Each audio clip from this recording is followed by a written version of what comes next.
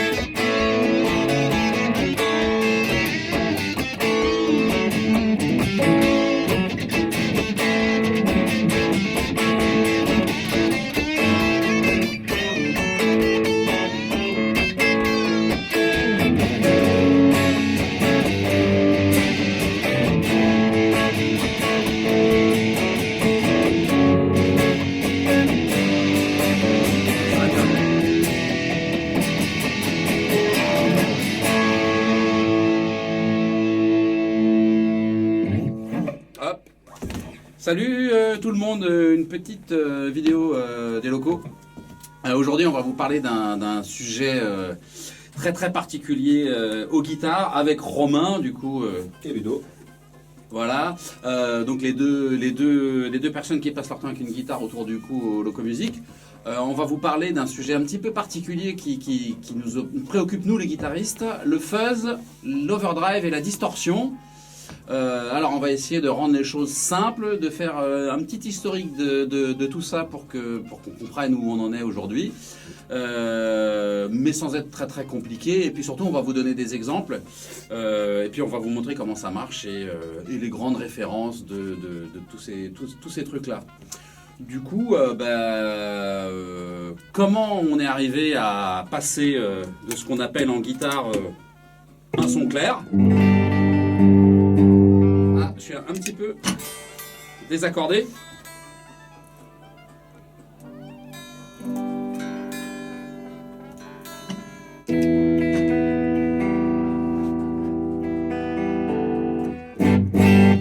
Donc je disais, comment on est passé de ce son de guitare là à ce type de son là. Pour ça, il faut faire un tout petit historique de ce que c'est que la guitare électrique. Ça va nous permettre de rendre les choses compréhensibles pour vous. Donc en gros, la guitare électrique, elle est née... Il y a des gens qui ont commencé à réfléchir à partir des années 20 avec une série de guitares de la marque Gibson qui s'appelle les guitares ES. Ça signifie quoi, ES? Alors ES, ça signifie Electric Spanish, parce qu'en fait, le principe de ces guitares-là, c'est qu'on a gardé en gros la forme de la guitare espagnole, avec la caisse creuse, donc avec une rosace ici et la caisse creuse. D'accord. Et on a fixé dessus un micro magnétique. Voilà. Et c'est devenu la guitare électrique uniquement quand on a décidé de mettre un micro magnétique sur une planche de bois, en gros. D'accord. Et là, pour le coup, il n'y avait plus de résonance directement dans une caisse. Parce que le fait de mettre un micro sur une Electric Spanish, ça amenait beaucoup de problèmes de Larsen, des problèmes techniques sur scène. Et un jour, un monsieur qui s'appelle Leo Fender, même s'il n'est pas le seul à avoir participé à cette invention, il y a aussi un autre monsieur qui s'appelait monsieur Rickenbacker qui a participé à ça, a inventé une guitare qui est en fait une planche en bois avec un micro, enfin deux micros posés dessus.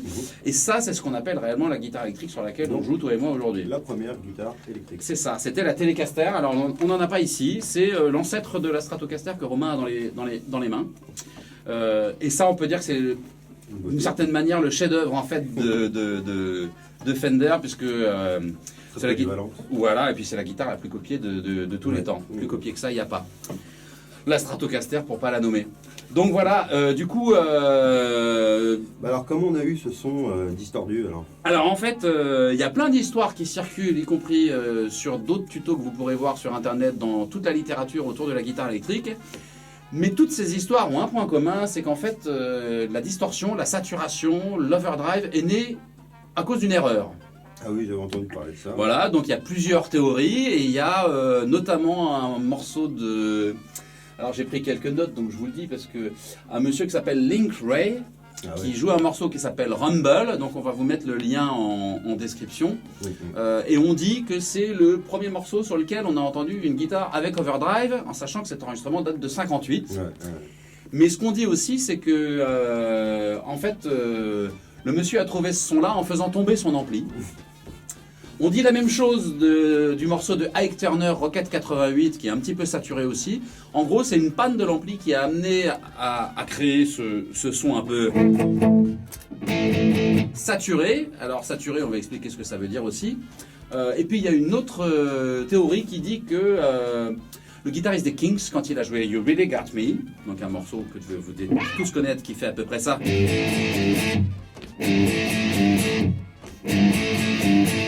Voilà, alors ce morceau, en fait, on a parlé de hard rock pour la première fois, d'après pas mal de gens, quand on a parlé de ce morceau.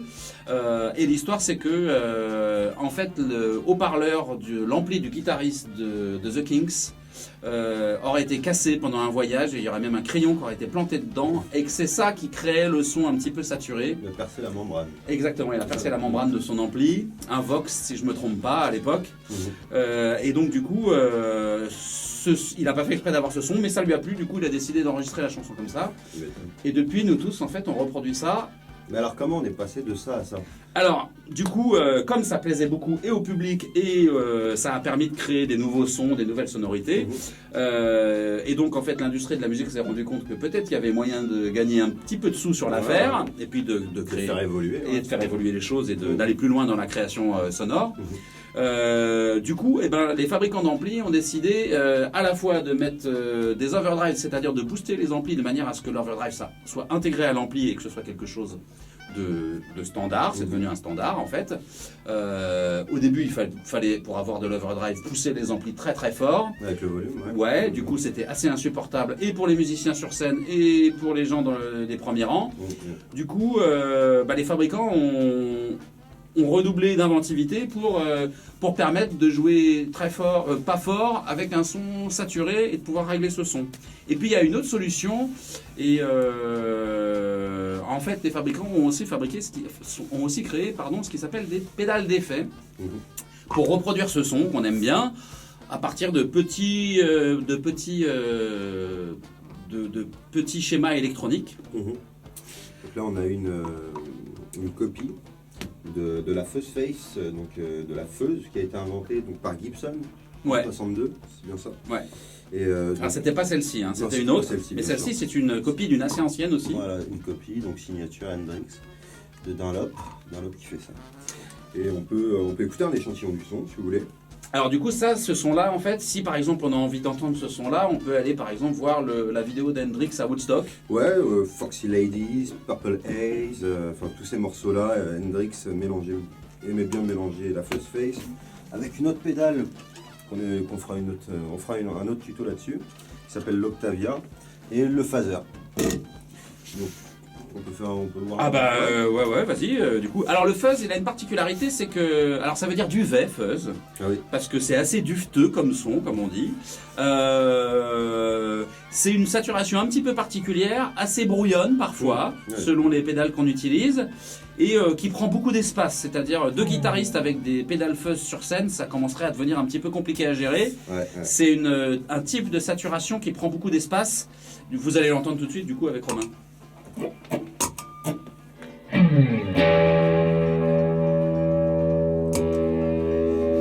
elle était désactivée. Là, le son à l'overdrive. J'active la Fuzz. Ensuite, on a un son assez brouillon. Je vais vous faire une démo.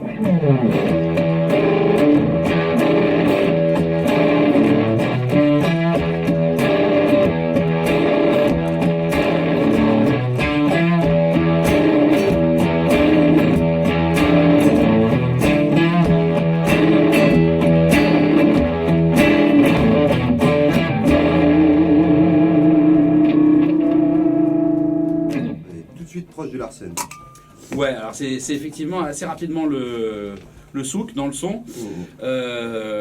Ok. Typique des années 70, même si évidemment ça se joue toujours aujourd'hui, mais c'est quand même un son très typique des années 70. Et la pédale a été créée, si je ne me trompe pas, la première par Gibson, la fin des années 60, quelque chose comme ça.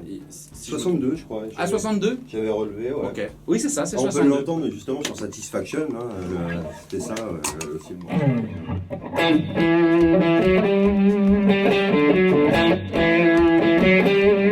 Ensuite, on a le son vintage, on va dire. Ok. Alors comment on a, oui, avec cette distorsion-là, justement, comment on a fait pour gérer le volume de cette disto? Alors du coup, moi ce que je voulais expliquer, c'est qu'est-ce que c'était que l'overdrive et la distorsion, parce que c'est pas si simple à comprendre. En fait, pour arriver à ce type de son qu'on qualifierait de rock et même qui a permis de créer plein de styles, d'autres styles de musique, l'idée c'est d'écréter en fait les composants qui sont dans la pédale d'effet, c'est-à-dire de les pousser dans leur retranchement, de leur envoyer le courant le plus élevé possible en fait. Et c'est cette saturation qui va être agréable à l'oreille. Alors si c'est travailler avec les bons composants et le truc c'est que comme on les pousse à leur maximum, et ben on se retrouve avec des niveaux de sortie dans les pédales et dans les amplis très très élevés. Et donc d'une certaine manière, en fait la distorsion nous oblige à compresser le signal, donc en fait à réduire les crêtes de ce signal. Donc d'un côté, on pousse les crêtes au maximum pour avoir ce son-là, et de l'autre côté, on les réduit un petit peu quand même, parce que si jamais on les laissait faire ce qu'elles voulaient, en fait, ce serait insupportable pour nous tous. Voilà. Du coup, en gros, ça signifie quoi? Ça signifie qu'à chaque fois qu'on va tordre en fait le signal de la guitare, donc lui donner ce son-là, on va aussi le forcer à se compresser de plus en plus et donc réduire en fait la plage de dynamique de la guitare. D'accord. Je m'explique un petit peu pour que ce soit compréhensible. En gros, avec un overdrive plutôt léger, je peux jouer sur la force à laquelle je joue. Si j'envoie fort sur les cordes, je vais avoir un son pour le coup overdrive. Si j'envoie léger, voilà, il y a une vraie dynamique et on peut contrôler réellement et on peut réellement ça respecte réellement les intentions du musicien. Par contre, si je vais chercher une distorsion un petit peu plus pleine, pour le coup, il a une vraie distorsion. Là, même si je joue léger, ça va être saturé. Et ça, c'est le résultat de la compression en fait. D'accord. Le mot à retenir, écrétage. Écrétage, exactement. Oui, si on doit retenir qu'un mot sur ce que c'est que l'overdrive, la distorsion et le fuzz, c'est écrétage. En sachant que, alors s'il y a deux noms pour overdrive distorsion, c'est pour une raison très précise en fait. C'est des effets qui sont très proches l'un de l'autre, mais il y a une petite différence, c'est que la plupart du temps en fait l'overdrive, déjà envoie moins de gain, c'est-à-dire qu'il sature un peu moins que la distorsion. Et à la sortie de la pédale d'overdrive, souvent on va avoir un mélange entre le son de l'overdrive et le son clair d'origine de la guitare. D'accord. Donc ça fait un son un peu moins agressif. Alors que si on enclenche la distorsion, il n'y a plus que le signal qui est traité par la distorsion qui sort de la pédale. D'accord. C'est-à-dire qu'il n'y a plus du tout le son d'origine de la guitare, le son clair. Voilà. L'overdrive en général est utilisé pour les styles un peu plus cool, donc pour le blues, le genre de truc que tu aimes bien. Ça participe aussi beaucoup du son des années 70. En revanche, la distorsion, c'est quelque chose qui est apparu, la distorsion vraiment lourde, avec le hard rock en fait. Fin 70. Ouais, c'est ça, exactement. Notamment en format pédale. Alors on peut parler de AC/DC, même si ça reste encore une distorsion assez légère. Mais le son de ces amplis-là et tout ça a changé avec 2 ou 3 mouvements musicaux, dont un qu'on appelle la New Wave of British Heavy Metal. Et cette vague de métal en fait a donné naissance ensuite au métal américain, donc Metallica, Slayer. Et là par contre on rentre dans la grosse saturation. L'américain. Voilà, c'est ça. Et puis alors ce son-là a été valable pendant les années 80, les années 90. Et depuis le milieu des années 90 et puis aujourd'hui on est arrivé dans un autre son qu'on appelle high gain. Et là c'est la distorsion avec un taux de saturation très élevé, joué par les métalleux qui souvent jouent sur des guitares avec des accordages très bas, donc ça accentue le côté lourd et puissant. Tu peux nous faire une petite démo d'un ACDC hein? Ouais, on peut faire ça. Alors.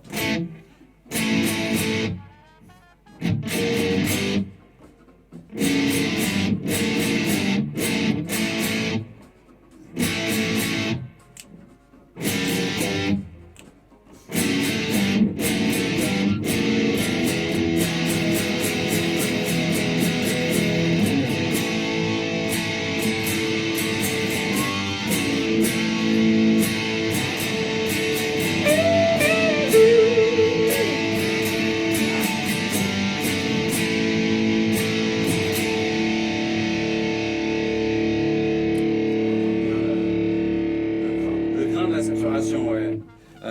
Le truc qui gratte au fond de l'oreille là. C'est ça, ouais. Ce que j'aime. Voilà. Du coup, on commence à être pas mal saturé, mais on reste encore dans le domaine des overdrive. En revanche, du coup, tout à l'heure, on a parlé de métal. Alors, si on parle de métal, dans les années 80 et puis dans les années qui ont suivi, est arrivé ce type de son.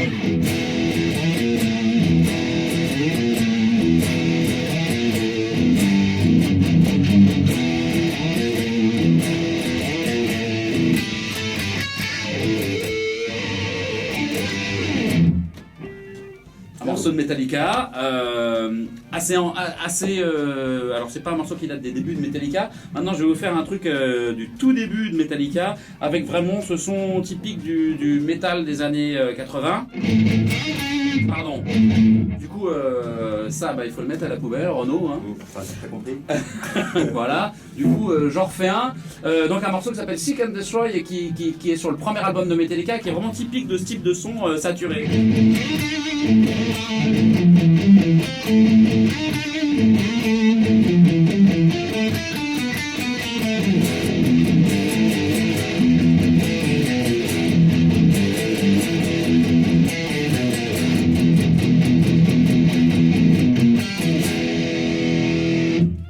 Voilà, donc avec ce son saturé qui...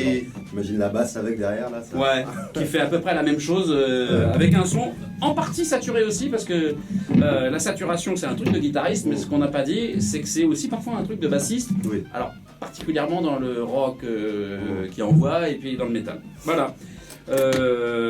Parler du son de Led Zeppelin aussi, un peu plus vieux. Ouais, alors parmi les groupes qui ont beaucoup utilisé les sons overdrive et saturés, on a effectivement Led Zeppelin, et je pense qu'il faut qu'on cite aussi Black Sabbath, donc je vous invite, si vous ne connaissez pas, à aller écouter Black Sabbath. En gros, tous les groupes de métal d'aujourd'hui, à un moment ou à un autre, ont écouté et Led Zeppelin et aussi beaucoup Black Sabbath. C'est la base. Ouais, ça fait partie de la base. Alors Black Sabbath, c'est un son énorme, une sorte de mur du son, avec un guitariste pas très véloce, pas très technique, mais par contre, il a créé ce truc. Ouais, il a créé le son qu'il fallait et qui allait bien avec l'ambiance du groupe. Un des morceaux les plus connus.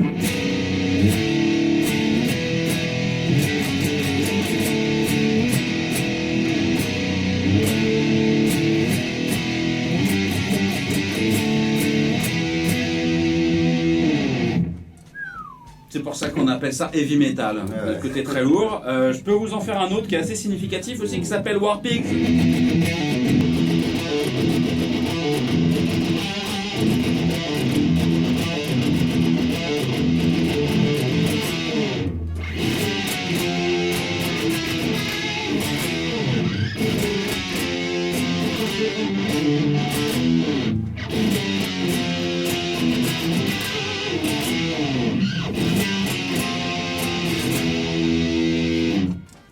Tu peux pas passer à côté de Paranoid par contre. Paranoid, si tu sais pourquoi, parce que je l'ai pas travaillé, donc je vais passer à côté. Du coup non, par contre on peut pas passer à côté de Led Zeppelin. Fais un petit démo. T'en as deux ou trois peut-être à nous jouer. Led Zeppelin, alors du coup Led Zeppelin c'est plus du côté hard rock que le son métal. D'ailleurs,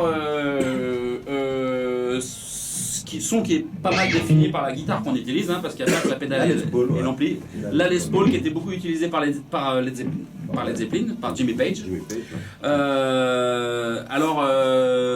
Tony Iommi de Black Sabbath, c'était pas une Les Paul qui l'utilisait, mais c'est une guitare qui est apparentée au Gibson, donc c'est une guitare avec un son lourd et des micros doubles, parce que la première particularité des guitares du hard rock, enfin en grande partie en tout cas, c'est le son des micros doubles. Ouais. Pas tout le temps, mais très souvent. Donc du coup, c'est pas la bonne guitare. Eh ben, du coup, on échange. Alors, si tu veux bien.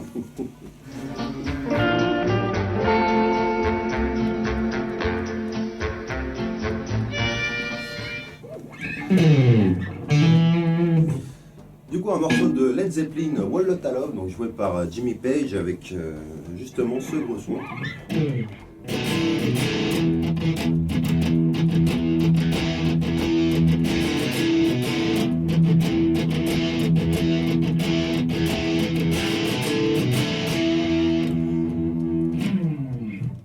Après, ça joue plus avec le volume aussi. Ouais. Mais c'est, voilà, on est vraiment dans les sons très graves. Hein. Pas plus que les années 80, mais quand même assez grave. Ouais. Ton bijou quand même. Ça y est, on rééchange. Tiens. Tiens. Ouais. Hops. Yes. Oui, mais bon, il y a plusieurs préférés. Est-ce qu'on a fait le tour de ce qu'on avait prévu de raconter sur tout ça? On a fait le tour. Après, on peut se faire des petites démos, faire voir un peu ce que c'est. Alors déjà, on peut expliquer que les pédales d'overdrive, dans les pédales d'overdrive, il y en a une qui ressort par-dessus toutes les autres, qui est utilisée dans tous les styles de musique. Elle est utilisée à la fois par les bluesman pour saturer les amplis Fender. D'ailleurs, elle a été conçue pour faire ça, pour saturer les amplis à lampe. Et elle est même utilisée par les métalleux de nos jours. Alors là, en fait, c'est pas l'original, mais c'est une sorte de copie de cette pédale. C'est une pédale libanaise qui s'appelle la Tube Screamer. Donc en français, dans le texte, Tube Screamer, la crieuse de tube. Donc en gros, c'est une pédale qui est faite pour faire saturer les amplis à lampe, pour simuler le son d'un ampli à lampe qui serait poussé à fond. D'accord. Et donc l'ampli à lampe qui nous rendrait sourds, en gros. Et donc ce qui est pas mal avec cette petite pédale là que vous voyez là, bon là c'est une autre marque, c'est une sorte de copie. Il fait très bien l'affaire. Voilà, oui, elle sonne super bien. Ça vous permet de jouer à un volume décent et d'avoir le gros son pour jouer du blues. Mais c'est une pédale qui est aussi assez souvent utilisée depuis les années 90 pour sursaturer les amplis à lampe des métalleux. Ah ouais, ils mettent ça en fait en entrée de... c'était pendant les années 90-2000, la mode c'était d'avoir un ampli Mesa Boogie, une tête Mesa Boogie, et de la sursaturer avec l'original ou une copie de cette pédale, le Tube Screamer. Donc c'est la pédale qu'on trouve sur la plupart des pedalboards de beaucoup de guitaristes. Elle a été énormément copiée. Ouais, et puis il y en a beaucoup de copies à des prix très très abordables. Alors elle sature pas énormément, c'est un léger overdrive. Peut-être que celle-ci est un peu plus que léger, mais peut-être que tu peux nous montrer un petit peu les différentes possibilités de la pédale. Ouais, bien sûr. Avec un overdrive léger, puis après un petit peu plus poussé peut-être. Alors là, elle est activée. On va voir ton son clair d'abord, ce que ça donne. En son clair, t'as...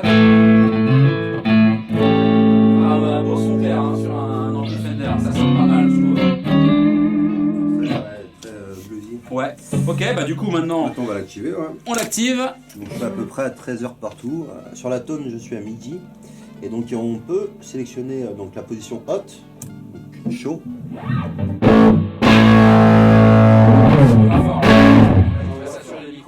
Je vais baisser un peu la guitare. Mets-toi sur la version pas haute quoi. Et là je reviens sur la version warm. Voilà. Hop.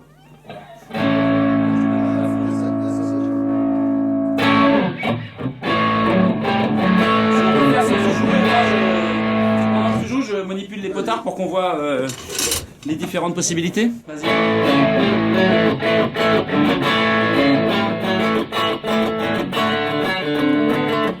Alors là, on est déjà sur les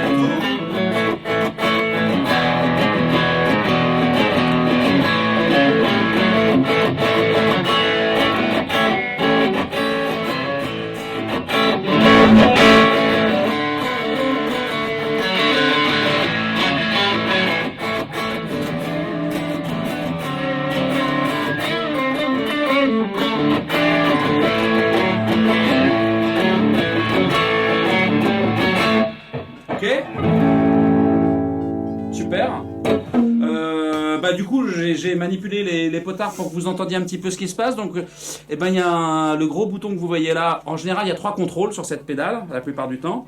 Donc, vous avez le contrôle de la quantité de gain, de la quantité de saturation. Donc là, pour le coup, c'est le gros potentiomètre blanc. Et puis, il y en a 2 petits. Un de level, donc c'est le niveau de sortie de la pédale. Exactement, celui qui est à gauche. Et celui qui est à droite, en fait, c'est ce qu'on appelle en anglais tone.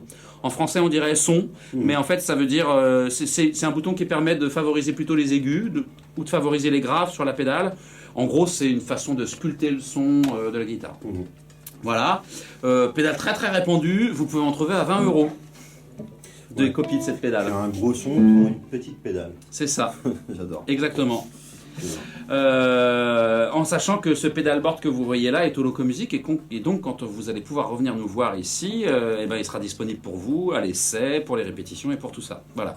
Après, on va faire le tour des autres pédales histoire que vous soyez pas lésés sur ce pedalboard sur d'autres vidéos. Ben voilà. J'ai un peu l'impression qu'on a fait le tour là. On a fait le tour des distos. Hein. Est-ce que tu veux qu'on se fasse un petit bœuf quand même? Ouais, un petit bœuf pour finir et pour finir en musique quoi. Ok, alors un truc qui se fait beaucoup, alors je l'ai fait tout à l'heure en jouant un petit peu le morceau de Metallica, un truc qui se fait beaucoup aussi en saturé dans le rock, c'est utiliser, vous avez dû l'entendre, la wah-wah avec la saturation.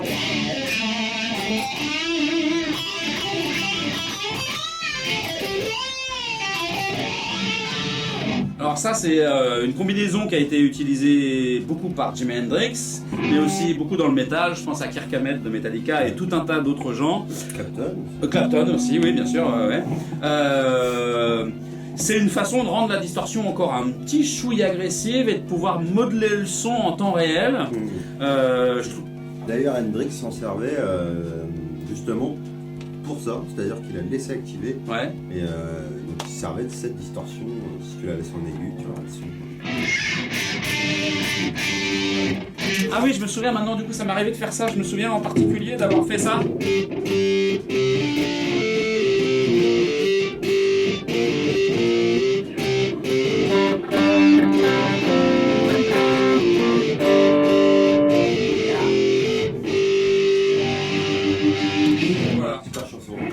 Money for Nothing de Dire Straits.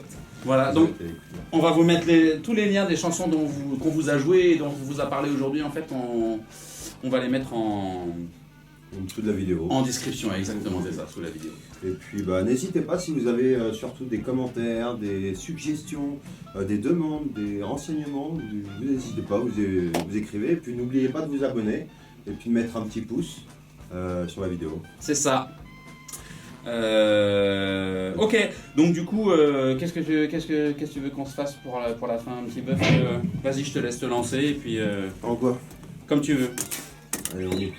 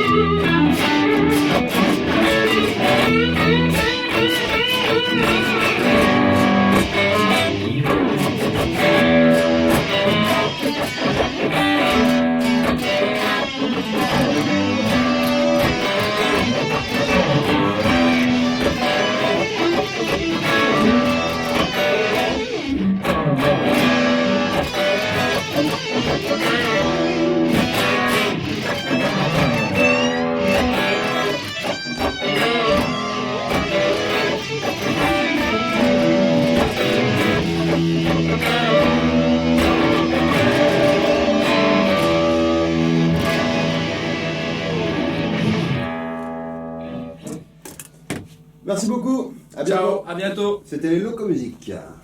Du coup, on va se faire un café. Ouais. Chaud. Là, j'ai eu tellement peur que j'ai fait pipi dans mon pantalon. Je veux pas te faire de peine, mais t'as oublié de mettre ton pantalon.